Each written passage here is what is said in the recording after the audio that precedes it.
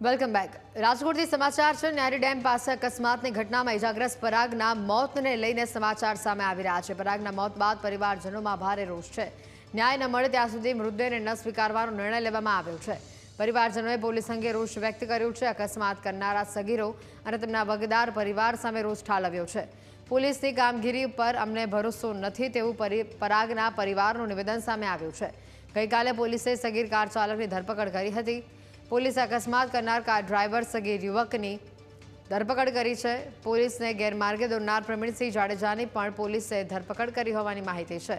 આ ઉપરાંત પીએસઆઈ ચૌહાણ વિરુદ્ધ ડીસીપી જગદીશ બાંગરવાએ ખાતાકીય તપાસ સોંપી છે। પીએસઆઈ ચૌહાણ વિરુદ્ધ ભ્રષ્ટાચારના આરોપ પણ લાગ્યા છે। નોંધનીય છે કે 21 માર્ચે ન્યારી ડેમ રોડ પર અકસ્માત થયો હતો। અને આ અંગે વધુ માહિતી મેળવીશું। સંવાદદાતા ઋષિ અમારી સાથે સીધા જોડાઈ ચૂક્યા છે।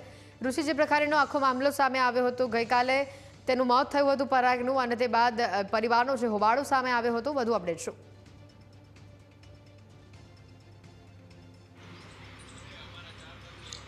ગત રાત્રિએ પરાગનું સારવાર દરમિયાન મોત થયું છે। સમગ્ર ઘટનાની વાત કરવામાં તો 21 તારીખે આ ઘટના ન્યારી ડેમ રોડ ઉપર બની હતી અને ત્યારબાદ આ પોલીસની આ સમગ્ર કાંડમાં મહત્વની ભૂમિકા એ રહી હતી કે ક્યાંક ને ક્યાંક તે આરોપીઓને છાવરતા હોય આ પ્રકારનો આક્ષેપ પોલીસ ઉપર લાગ્યો હતો। ખાસ ડીસીપી ઝોન 2 જગદીશ બાંગરવાએ તપાસ સોંપી છે। ખાતાકીય તપાસ સોંપતા અત્યારે પોલીસ બેડામાં પણ ચકચાર મચી છે। જે રીતે આ નબીરાઓને બચાવવા પોલીસ પ્રયત્ન કરી રહી હતી, જે રાજુ દવે છે, જે આસિસ્ટન્ટ પ્રોફેસર છે સૌરાષ્ટ્ર યુનિવર્સિટીના, તેના પરિવારનો પુત્ર ડ્રાઈવર નીકળ્યો છે અને સાથે પ્રવીણસિંહ જાડેજા નામનો વ્યક્તિ જે પોલીસમાં સામેથી હાજર થયા હતા અને તેમને કહ્યું હતું કે આ અકસ્માત મેં કરેલો છે। પોલીસને ગેરમાર્ગે દોરવા બદલ તેની પણ ધરપકડ કરી લેવામાં આવી છે।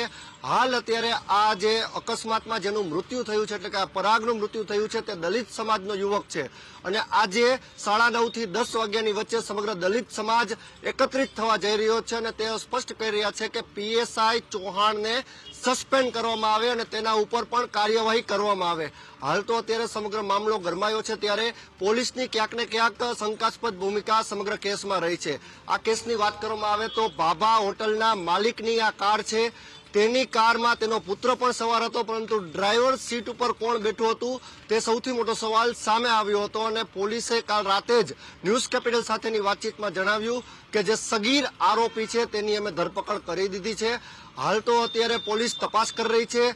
જેની ઉપર આરોપ હતો તે પીએસઆઈ ચૌહાણને તપાસમાંથી હટાવી દેવામાં આવ્યો છે અને અન્ય પીએસઆઈને આ તપાસ સોંપવામાં આવી છે। સમગ્ર મામલાની વાત કરવામાં આવે તો ન્યૂઝ કેપિટલ પાસે સૌથી પહેલા ખબર આવી હતી અને પરિવારને ન્યાય અપાવવા માટે ન્યૂઝ કેપિટલે પ્રયત્ન કર્યો હતો, પરંતુ જે પરાગ નામનો વ્યક્તિ છે તેનું કરુણ મોત નીપજ્યું છે। જિંદગી અને મોત વચ્ચે ઝઝૂમતો આ યુવક જે હારી ગયો અને જે સમગ્ર પરિવાર છે તેમાં કલ્પના ફેલાયો છે। હાલ તો નાનો પરિવાર છે, તેમના મિત્ર સર્કલ છે તે તેમને મદદ કરી રહ્યા છે અને ધારાસભ્ય જિગ્નેશ મેવાણી સુધી પણ આ રજૂઆત પહોંચી છે અને જિગ્નેશ મેવાણી પણ રાજકોટ આવે તેવી શક્યતા છે। હાલ તો અત્યારે દલિત પરિવાર જે છે તે કોઈ પણ ભોગે માનવા તૈયાર નથી। તેઓ સ્પષ્ટ કહી રહ્યા છે કે જે સગીર આરોપી છે અને સાથે અન્ય જે આ યુવક જે ડ્રાઈવર તરીકેની ખોટી ઓળખ તેને આપી હતી તેની જાહેરમાં સરભરા કરવામાં આવે અને પીએસઆઈ ચૌહાણને સસ્પેન્ડ કરવામાં આવે તે તેની માંગ છે।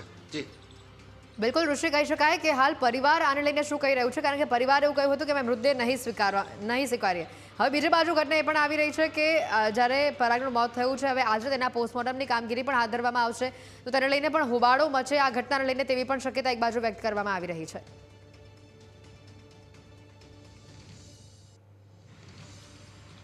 પરિવાર પહેલેથી આક્ષેપ કરી રહ્યો હતો, બાપ કમાઈના બાબુડા બધા જે રફતારના રાક્ષસો છે એ રફતારના રાક્ષસો રાજકોટમાં બેફામ બન્યા છે। પરિવાર કહી રહ્યો હતો કે અમારો લાડકવાયો એકનો એક આ પુત્ર છે, પિતાની છત્રછાયા તે ગુમાવી ચૂક્યો છે અને માત્ર માતા સાથે રહે છે અને માસી માસા તેમનો સહારો છે। પરિવારના એકને એક લાડકવાયાના મૃત્યુથી પરિવાર અત્યારે આક્રંદમાં છે અને તેઓ સ્પષ્ટ આક્ષેપ કરી રહ્યા છે પોલીસ સામે। પોલીસની ક્યાંક ને ક્યાંક ભૂંડી ભૂમિકા આ પ્રકરણમાં છે તે વાત સ્પષ્ટ છે. 21 તારીખે અકસ્માત થયો, 21 તારીખે જ જે ડમી જે ડ્રાઈવર છે તે હાજર થઈ ગયો. પોલીસે તપાસ પણ ન કરી અને સીધો તેના ઉપર ગુનો દાખલ કરી દીધો. જે કઈ ક્રિશ નામનો જે ફરિયાદી છે તેને સ્વીકાર્યું પણ ખરા કે આ છે, પરંતુ 22 તારીખે જે ફરિયાદીઓ છે તે પીએસઆઈ ચૌહાણને સીસીટીવી વોટ્સએપ કરે છે. પીએસઆઈ ચૌહાણ 22 તારીખથી 29 તારીખ સુધી કશી જ કાર્યવાહી કરી નહીં, માટે તેની ભૂમિકા શંકાસ્પદ સ્પષ્ટપણે સામે આવી રહી છે. એક તરફ રાજકોટના બંને સગીર નબીરાઓ ગાડીમાં સવાર હતા. જે આ પ્રવીણસિંહ જાડેજા નામનો વ્યક્તિ છે એ પાછળની સીટ ઉપર બેઠો હતો, તે પાછળની સીટમાંથી આગળની સીટ ઉપર આવી જાય છે. પોલીસનું કામ ફરિયાદી કરે છે. જોવાની વાત એ જ છે કે પોલીસને જે કામ કરવાનું હોય છે, સીસીટીવી એકત્રિત કરવાનું હોય છે, તપાસ કરવાની હોય છે, એ બીજે દિવસે આ ફરિયાદી યુવકો કરે છે. તે સીસીટીવી શોધી લાવ્યા, પોલીસને સામેથી સીસીટીવી આપે છે. સાહેબ જોઈ લ્યો, આ જે આરોપી છે એટલે કે આ જે વ્યક્તિ ડ્રાઈવર તરીકે હાજર થયો છે તે ખોટો વ્યક્તિ છે. ડ્રાઈવરની અદલા બદલી થાય છે, આ સીસીટીવીમાં સ્પષ્ટ દેખાય છે. છતાં પણ પોલીસના પેટનું પાણી હલ્યું જ નહીં. તેને કાંઈ ને કાંઈ જે લાભ લાલચ આવી હોય કે પછી કાંઈ પણ હોય, એ આ ખાતાકીય તપાસનો વિષય છે, પરંતુ પ્રાથમિક તબક્કે તેની આ ભૂંડી ભૂમિકા સ્પષ્ટપણે સામે આવે છે. કારણ કે 22 તારીખે તેને ખ્યાલ આવી ગયો. ફરિયાદી ખુદ સીસીટીવી આપે છે, છતાંય 29 તારીખ સુધી પોલીસે શું કર્યું? એક પરિવારે તેનો લાડક વાયો, જે પરિવારનો કુળદીપક છે તે અત્યારે ખોઈ બેઠા છે. હાલ તો આ મોત ઉપર જે પોલીસ તાંડવ કરી રહી છે તે તાંડવ ઉપર સવાલ છે કે શું આ હર્ષભાઈ સંઘવીની જે રણનીતિ છે, આ તેની પોલીસને જે અધિકારીઓ છે તે આ પ્રકારનું જો કૃત્ય કરશે તો જે ફરિયાદીઓ છે તેને ન્યાય કેવી રીતે મળશે? હાલ તો અત્યારે દલિત પરિવાર જે આશા રાખી રહ્યો છે પોલીસ પાસે, તે પણ બે હાથ જોડીને ગૃહમંત્રી હર્ષભાઈને કહી રહ્યો છે કે હર્ષભાઈ, અમને ન્યાય અપાવો. અમારો કુળદીપક તો અત્યારે ગુજરી ગયો છે, પરંતુ જે સખ્ત કાર્યવાહી કરવાની થાય તે કાર્યવાહી કરી અને ગુજરાતમાં દાખલો બેસાડો કે જો પોલીસ પણ ભ્રષ્ટાચાર કરશે તો પોલીસને પણ છોડવામાં નહીં આવે. જી બિલકુલ ઋષિ, આભાર માહિતી બદલ. તો જે પ્રકારના દ્રશ્યો સામે આવી રહ્યા છે તેને લઈને હવે કયા પ્રકારની તપાસ હાથ ધરવામાં આવશે તે જોવાનું રહ્યું.